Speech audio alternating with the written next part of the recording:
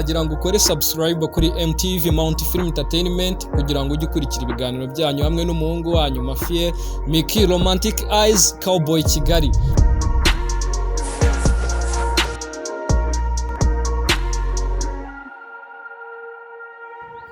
Ni Musai gwe umuhungu wino kugisi.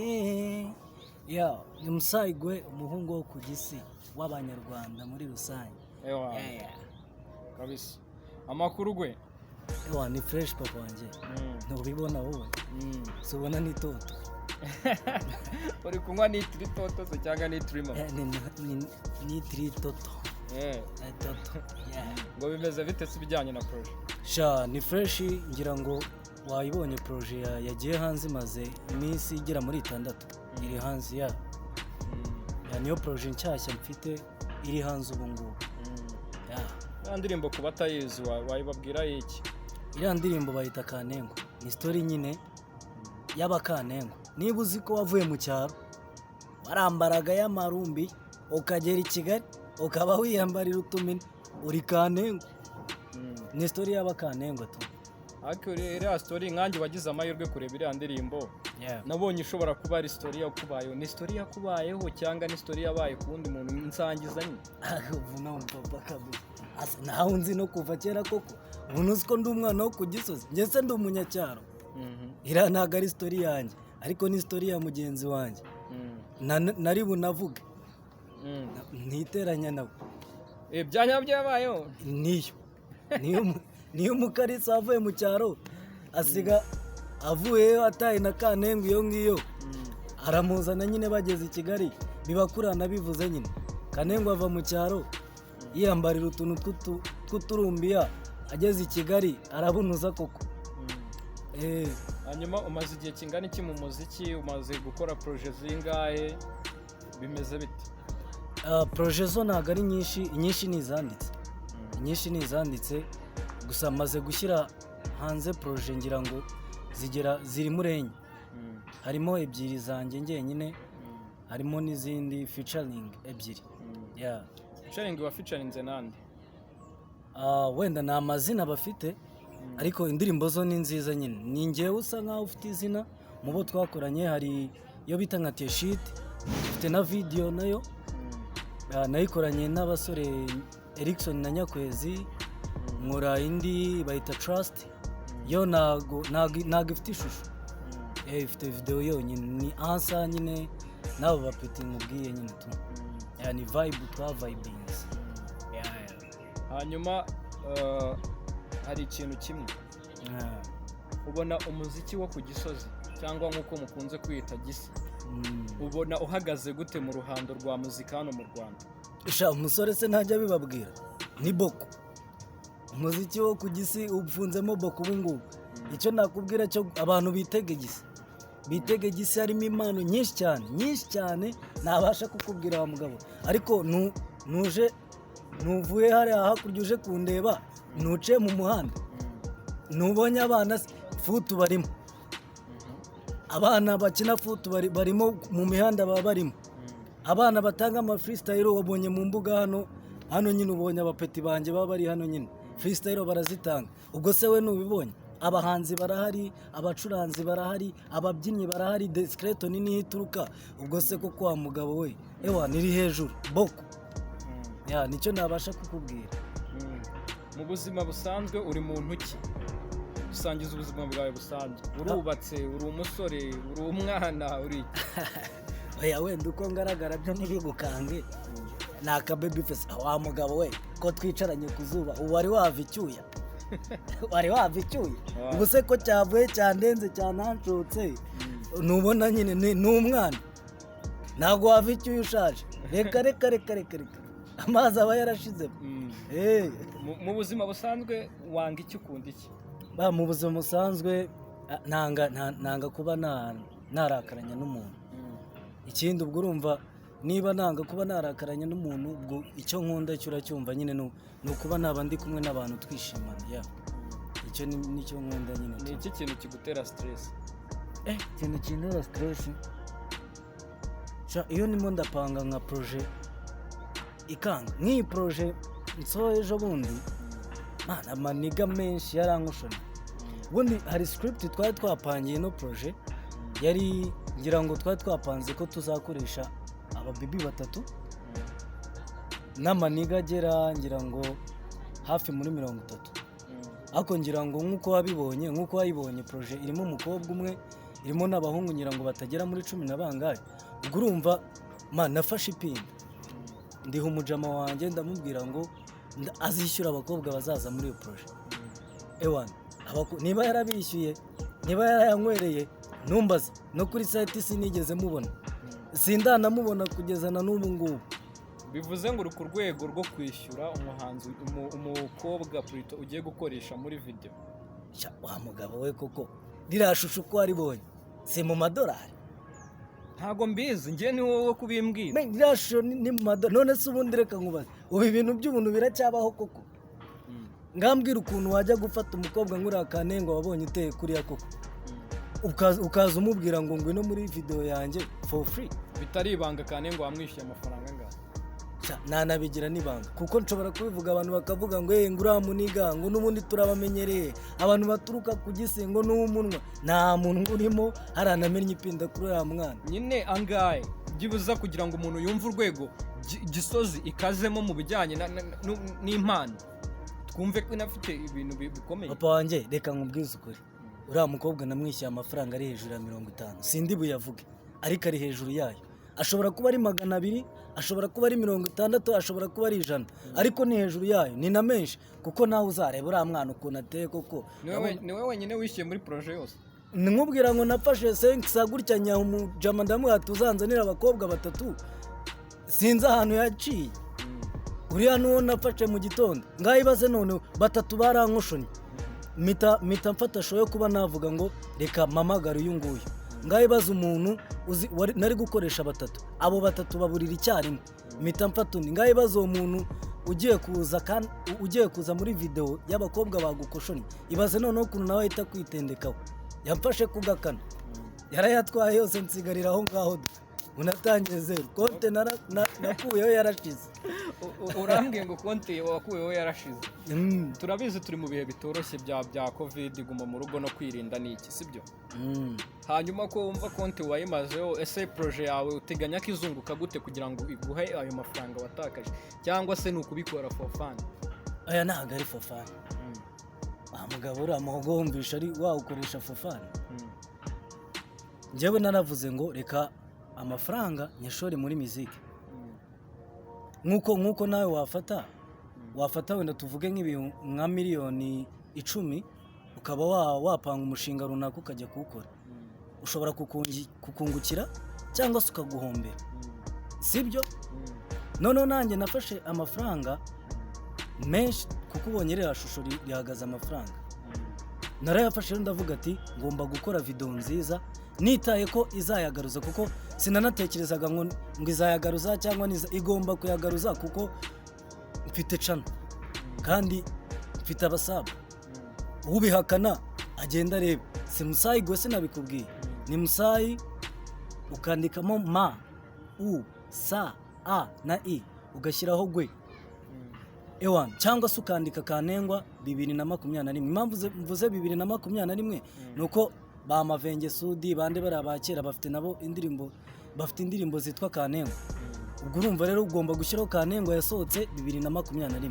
nibwo uri witubona ibyo bintu uragenda ubibone urebe ukuntu chano yanjye ihagaze kuba rero nafata amafaranga menshi nkaba nayashora kuri video imwe kugaruka ni ibintu byoroshye rero nzungukira ku buryo nzunguka bitewe n'uburyo indirimbo izacuruzwa kuri chano yanjye ubucuruzi urateganya ko buzabera kuri chano yawe gusa kuko turabizi nyine muri no minsi nta bitaramo biri kuba bihuza abantu nibyo bigeragejwe kuba biba online tukareba ibitaramo live kuri Facebook, Instagram, YouTube n'andi wowe ubitekereza ute ibyo bitaramo urumva ari byo uzakora cyangwa naho honyine uzayicuruza kuri YouTube gusa icyo nabanza kubwira cyo deja kugeza ubu ngubu amafaranga nashoye ku ndirimbo namaje kuyagaruza ubu ndi mu nyungu ubu ndi mu nyungu none se ndakubwira rego umuntu aba afite abafana hirya no hino Canada bariyo, USA bariyo, bariyo. Rero reba uba wariganye nk'umupeti akajya ari utanibuka ko yanagiyeyo, utanibuka ko mwiganye primaire, yabona projet ukajya kubona umuntu arakwandikiye WhatsApp, uturanyibuka akagukubita ifoto, utinda kwibuka, uti ngewe ndiyo ngiyo mubirwa, ipinda rirahari, kutambwiye ngo nanashoremo, ahubwo ati nagerageje gushora ibishoboka, ariko ejo bundi mfite indi, uti noneho buretse jya Western Union, ngewe ngiye kukohereza ikintu uba uhagazeyo, nagiyeyo mbamagazeyo, umufana arandemera, mbona ndemeye amafaranga yikubyeho nakoze video, noneho nzabakubita noneho, sinyivuze. Mbese ukora utegereje ko abafana bakuremera? Oya, none se bwo bakuremeye wakanga? None se bwo wakanga? Twumve ko nanjye uri bundemere neka kambe ry'umunyu buri urandemera. Oya, ariko wageze, none se wageze iwanjye ugira ngo wabura gute gutana kuremeye? Okay, ndabyumva cyane. Hanyuma hari ibintu biri kuvugwa amashyari muri muziki ya Gisozi. Bimeze bite? Amashyari yo ntiyabura, none se wakura neza ukabura amashyari? Baba bayafite da, none se umuntu arajya muri studio y'ibikopo bagakubita isafuriya n'ibase bagakoma biti, nawe akajya yari kuri mikrofone ya nuza ya headset akaririmba. Uwo muntu niwigira muri nujya wenda tuvuge Kina Music ukajya muri The Main ugakoraho ikintu, urumva projet zizaza ari zimwe. Rero muri hamwe muri gukora ibintu bimwe, niyumva wasohoye icyo kintu, we yasohoye amasafuriya yiwe, nigute atazakugirira ishyari? Nawe batangiye kuri kugirira? Nta mwanya w'ibyo ngibyo, hose ngewe mba mfite umuntu ushinzwe ibyo nkora, ashinzwe gukurikirana channel yanjye, Instagram iki, nge nta n'ahantu murira nawe, nta n'ahantu nahurira n'uwo muntu ngirira ishyari, twarigira heza.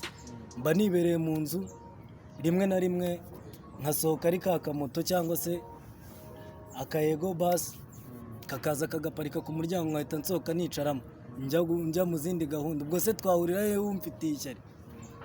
Hanyuma iyo umuntu ugize amahirwe yo guhura n'umuntu akaguha comment mbi utari witeze kuri projet wasohoye, cyangwa akaguha comment mbi bitewe na look akubonaho, ubitekereza iki? Izo comment zo ntago zijya zibura, sinakubeshya aho ngaho ntago nahuye nazo, kuko ni projet nakubwiye ko mfite umuntu ukurikirana ibintu byanjye. Ari nk'ukuntu usharinga umuntu ukamusharinga link, ukajya kumva akubwira ngo none se ngo iki ni igiki unyoherereje, ukibaza ikintu gihagaze amamiliyoni, ahora akubwira ngo iki ni igiki unyoherereje, kandi arabibona ko ari link n'indirimbo, ngo iki ni igiki. Ubwo aho ngaho uhita umubloka, kavuga ati n'ubutaha kubera iki se umubloka wagiye uhagaruka musobanura? Nkoye ubwo se reka nkubaze wa mugabo, iki kiganiro ntuzagipostinga cyane, umuntu aje muri komenti akakubwira ngo iki ni igiki kandi abibona ko ari ikiganiro, uwo wamusubiza iki koko? Ikindi nyine uretse gukora ukamwemeza. None se niyo mpamvu mpita mubloka, kugira ngo ibikorwa byanjye azabibonere kuri RBA, yabibonere n'ahandi, niriwe munongera kumusharinga nta mwanya. Hanyuma gwe iryo zina nahamye ndyibazaho, sinzi impamvu. Nsobanura amazina yawe yavuye kuki, bimeze bite? Ntabwo ari wowe wa mbere wibajije kuri iri zina, ko n'abandi bagiye baryibazaho. Ubundi amazina yanjye nyakuri ni Munyangabo Saidi. Noneho nashatse kwiyita ngira ngo mine ayo mazina, Musai, urumva ni Munyangabo Saidi, mpita nshyiraho na kagwe nyine, kuko numvaga nka wa muhungu ujya wumva ngo ele nyine nagwe ni akantu nyine karyoheye amatwi nyine. Ubwo urumva bikunaniye kuvuga Musai, wakivugira gwe kuko yose ni ayanjye. Hanyuma iryo zina rikaba rifite n'ubundi busobanuro mu Kigande. Wa mugabo sinzi Ikigande, sinakwirariraho ngo naryise ngo nkurikije Ikigande, wapi. Ubwo nyine byarahuriranye. Ubundi Musai mu Kigande ni amaraso, noneho gwe bivuga wowe. Ubwo nagize amahirwe mbaye amaraso ya burundu, Musai ubwo ni amaraso yawe. Okay. Hanyuma Musai kubijyanye n'urukundo ahagaze ate? Urukundo nkubeshye ku rukundo rwose. Anyway, sinavuga ngo narwo ngira ndarugira, ariko sindi nyine nanjye ndi nka Igoru na Deben. Urukundo ndarufite uwo nzarukunda azaryoherwa. Hanyuma kuri Saint Valentin byari bihagaze gute? Saint Valentin nafashe gitari yanjye ndayikirigita koko. Ndayikirigita iraseka. Umukunzi nari ndi kumwe nawe mu cyumba cyanjye n'igitari yanjye. Kubera iki se wumva ko ari gitari gusa wari kumwe nawe? Ntuseka ari wo mukunzi ubu ngubu ndimo ndaririmba. Kuki utashatse undi mukunzi se apana ibintu bya gitari? Oya naba ngiye ku kiro urumva iyo njya gushaka undi mukunzi urumva byari kugura nyine. Ubu se wahita ushaka umunsi umwe wahita ushaka umukunzi koko? Bivuze ngo nta mukunzi ugira? Nawe masha nambeshya abanyarwanda ko mugabo nambeshya. None se kuko uzi ukaba udafite umukunzi bihagaze bite? Nase gukura bivuga ngo kuba ufite umukunzi. None se ndakuze kukurusha twicaye ku zuba ntiwigeze uzana nakunzwe. Dore ndimo ndagira gutya dore amazi akameneka. Uramufite? Ubigewe se?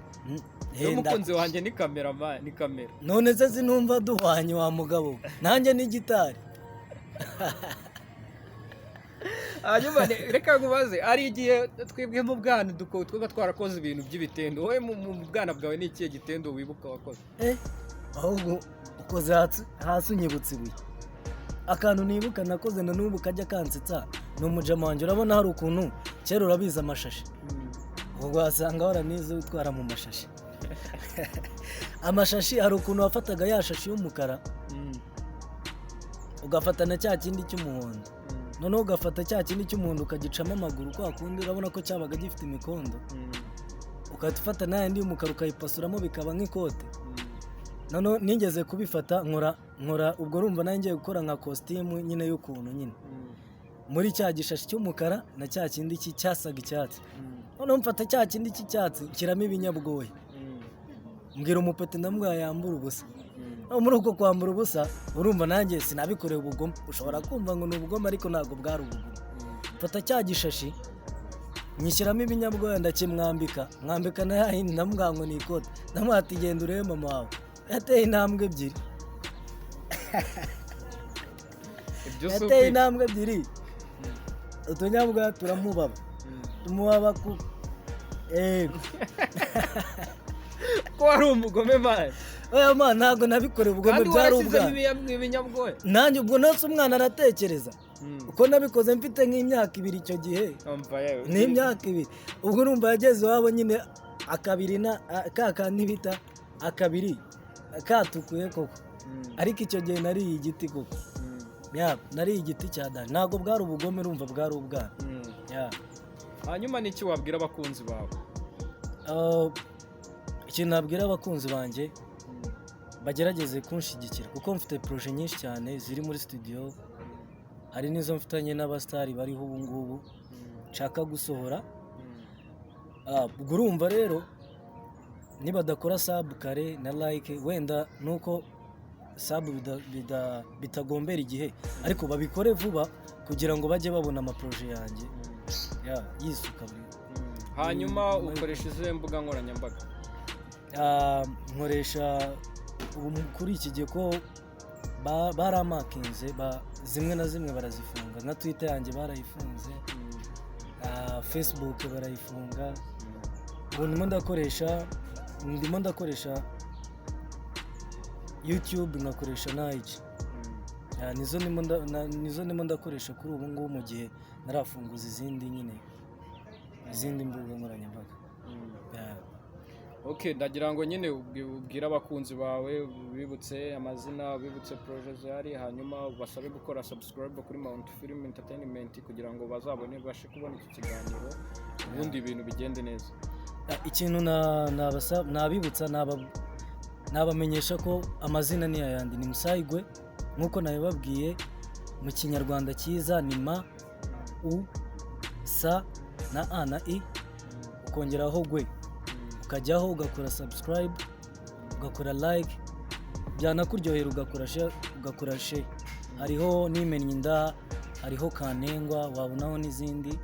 Ikindi kirenzeho ukajya kuri Mount Film naho ugakora sub, ugakora like kuko ewan iyi social media kabisa iratwika ni abarutwitse koko ujeho Mount Film ukore like ukore share ukore sub kugira ngo n'abandi ni impano nyinshi bazakwereka kugira ngo ubashe kubikurikirana ni nk'uzajya dukura kuko ni nka ariho mu rugo sawa wakoze kuganira natwe mwakoze namwe cyane tuba turi kumwe bonga